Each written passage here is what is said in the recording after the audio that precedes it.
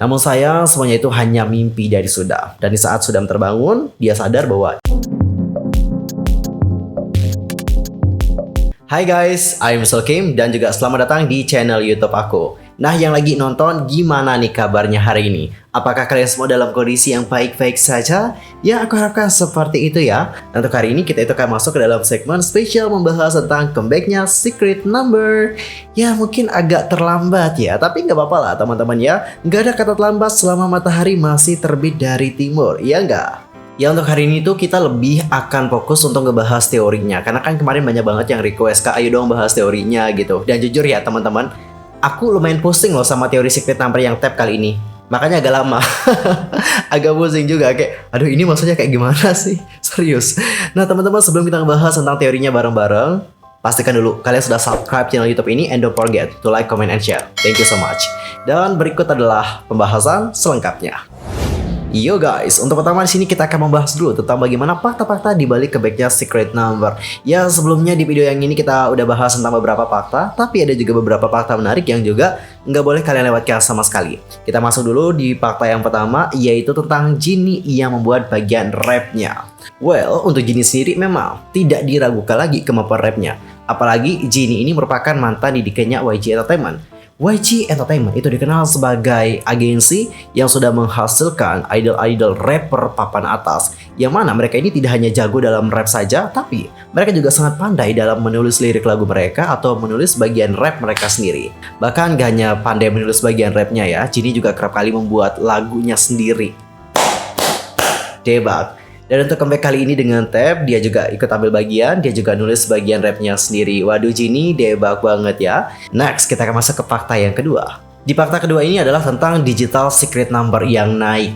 Ya, meskipun untuk penjualan albumnya agak menurun ya jika kita bandingkan dengan Doom Cita.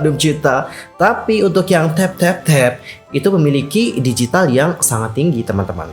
Jika dibandingkan dengan yang Doom Cita ataupun yang Who Dis, God Dead Boom, dan juga yang Fire Saturday, digital dari Tap jauh lebih banyak. Dan ini juga yang membuat Tap itu dinominasikan untuk memenangkan trofi di acara musik mingguan. Kalau nggak salah mereka itu masuk ke dalam top 5 deh. Hampir masuk ke dalam top 3, tapi dikarenakan saingannya juga kuat, mereka masuk ke top 4. Tapi dengan peringkat seperti itu, ini sudah menunjukkan bahwa Secret Number itu memiliki peningkatan, terutama dalam digitalnya. Debak. Mungkin ya kalau penjualan album Secret Number juga tinggi, mereka pasti menang sih. Dan yang ketiga adalah tentang viewers dari Secret Number yang tap. Itu katanya kena potong. Jadi ada salah satu laki yang sudah DM aku, Kak, sedih banget katanya untuk viewersnya itu kayak dipotong, mau naik tapi dipotong terus sama YouTube. Nah itu kok bisa dipotong sih? Aku sebenarnya agak bosan sih ngebahas tentang ini, karena aku juga kerap kali membahas tentang apa yang tidak boleh dilakukan dan juga apa yang harus dilakukan jika kalian streaming. Satu kuncinya adalah kalau kalian streaming, usahakan streamingnya itu wajar. Ngerti nggak sih wajar kayak gimana? Misalnya kayak gini ya teman-teman, kalian tuh dengerin lagunya Secret Number yang tap.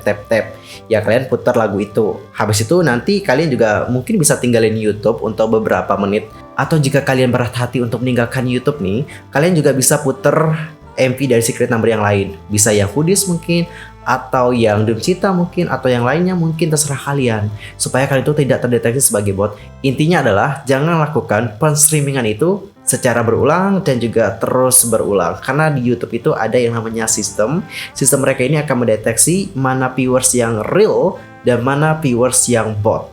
Well teman-teman, itu adalah beberapa fakta menarik mengenai tab, dan mungkin ada yang mau menambahkan, nanti langsung saja komen di kolom komentar. Dan kita akan lanjut untuk membahas tentang teori dari musik video tab. Kita main detektifan dulu ya teman-teman ya.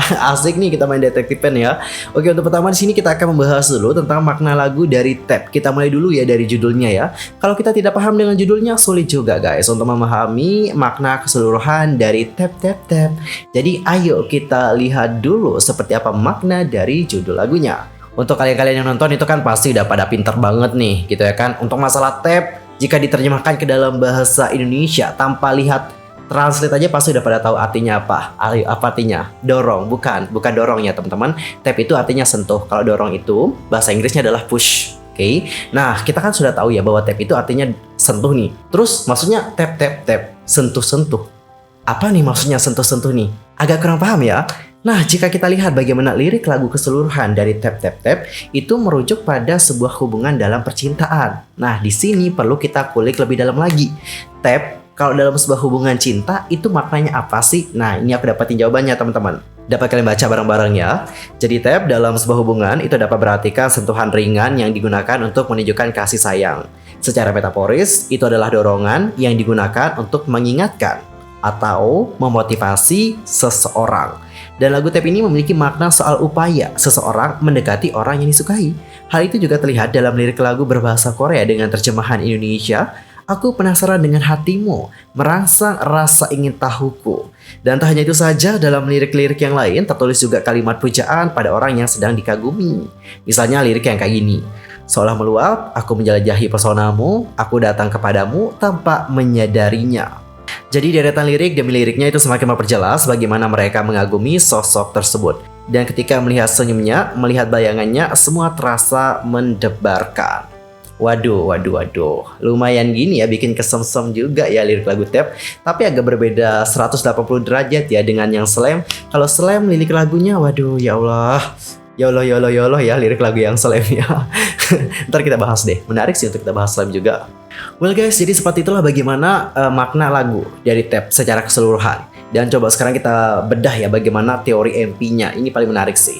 Nah teman-teman, sekedar untuk informasi saja, tap ini merupakan kelanjutan cerita ataupun cerita bersambung dari Doom Cita. Nah di Doom Cita mereka itu menjadi perampok coy. Dan mereka nanti akan merampok sebuah harta karun. Dan seperti yang sudah aku bahas dalam teorinya Doom Cita, harta karun itu berartikan tentang sebuah kesuksesan. Kenapa dapat seperti itu? Karena dalam sebuah kotak harta karun tersebut ada harta di sana teman-teman. Salah satunya adalah diamond ataupun berlian. Dan itu sudah melambangkan tentang kesuksesan. Nah kalau dalam dunia K-pop itu menandakan bagaimana mereka yang sudah mencapai kesuksesan tersebut atau mencapai puncak kepopularitasan. Seperti itu maksudnya. Namun teman-teman sayangnya setelah mendapatkan harta karun tersebut mereka tidak bisa membuka harta karun tersebut. Apa alasannya? Hal itu dikarenakan mereka butuh kunci untuk membukanya. Lalu siapa yang akan membukanya? Ya siapa lagi kalau bukan para lelaki. Jadi di saat Secret Number sudah mendapatkan harta karunnya, tinggal para lelaki nih yang akan membantu Secret Number untuk membuka apa isi harta karun tersebut. Di tab itu ceritanya berpusat pada Sudam ya guys, Sudam yang sedang bermimpi. Nah Sudam sendiri berperan sebagai bos ataupun dalam dari perampokan yang ada di Doom Cita. Nah di dalam mimpinya yaitu memimpikan tentang mereka yang sedang berpetualang. Dan tempat pertama yang mereka kunjungi adalah sebuah toko kaset film. Nah di sana Lia menemukan sebuah handycam. Dan handycam ini seolah-olah akan menjadi petunjuk loh bagi mereka tentang apa sih tempat yang harus mereka kunjungi. Dan tempat pertama adalah sebuah atap.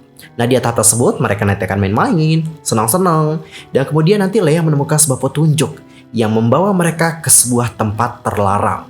Namun para member Secret Number nekat nih. Dan nanti mereka akan menemukan sebuah hal yang sangat mengejutkan. Setiap sentuhan yang mereka lakukan akan mengubah waktu. Sekali sentuh jadi malam dan juga sebaliknya.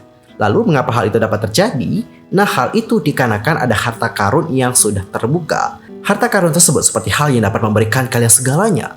Termasuk hal yang sangat mustahil untuk didapatkan. Namun sayang semuanya itu hanya mimpi dari Sudam. Dan di saat Sudam terbangun, dia sadar bahwa ya itu cuma mimpi gitu. Artinya adalah mereka belum bisa membuka harta karun tersebut sampai sekarang. Namun guys, tak ada yang mustahil di dunia ini. Sekarang mungkin kita tidak bisa membuka harta karunnya. Tapi di masa depan nanti kita pasti bisa membuka harta karun tersebut. Loki bersama dengan Secret Number itu akan menjadi suatu kekuatan yang akan dapat membuka harta karun tersebut.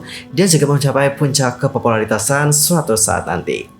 Ya teman-teman, jadi seperti itulah bagaimana teori dari tab. Teori dari tab sebenarnya simple, sederhana, tapi memang butuh waktu untuk mencerna apa maknanya. Dan mungkin ada dari kalian di sini yang punya teori ataupun versi masing-masing. Nanti langsung aja sampaikan bagaimana teori versi kalian di kolom komentar. Aku pengen baca juga. Oke teman-teman ya, cukup sekian untuk hari ini. Dan aku juga mohon maaf yang sebesar-besarnya jika ada kesalahan maybe dalam ucapan, sikap, tindakan, dan everything. I'm so sorry banget. Dengan sangat berat hati aku mengucapkan sayonara, annyeonghaseyo. Kita ketemu lagi di video yang berikutnya. See you next time. Bye bye everybody. Goodbye.